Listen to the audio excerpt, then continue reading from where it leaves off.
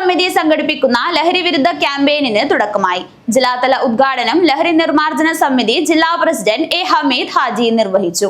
ലഹരി നിർമ്മാർജ്ജന സമിതി സംസ്ഥാന കമ്മിറ്റിയുടെ ആഹ്വാനപ്രകാരം നടത്തുന്ന ലഹരി വിരുദ്ധ ക്യാമ്പയിനിന്റെ കാസർഗോഡ് ജില്ലാതല ഉദ്ഘാടനം കാഞ്ഞങ്ങാട്ട് നടന്നു.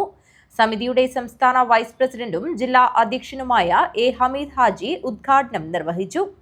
വ്യക്തിയെ, കുടുംബത്തെ, അയൽവക്കത്തെ, സമൂഹത്തെ കാർന്നു നിന്നുകൊണ്ട് നമ്മുടെ യുവജനങ്ങളെ വഴിതെറ്റിക്കാൻ എല്ലാ ഒരുക്കങ്ങളുമായി ലഹരി മാഫിയ രംഗത്ത് വരുമ്പോഴാണ് ലഹരി നിർമ്മാർജ്ജനത്തിനുള്ള സംസ്ഥാന കമ്മിറ്റി ആഹ്വാനപ്രകാരം ജില്ലയിലും മണ്ഡലത്തിലും പഞ്ചായത്തിലും ലഹരി വിരുദ്ധ ക്യാമ്പയിൻ വീട് വീടാന്തരം കയറി ഇറങ്ങി നടത്തിക്കൊണ്ടിരിക്കുന്നത്.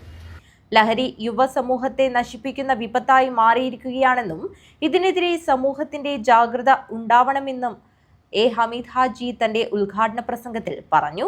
മാർച്ച് 20 മുതൽ ഏപ്രിൽ 20 വരെയാണ് ജില്ലയിലെ വിവിധ ഭാഗങ്ങളിലായി ക്യാമ്പയിൻ നടക്കുന്നത്.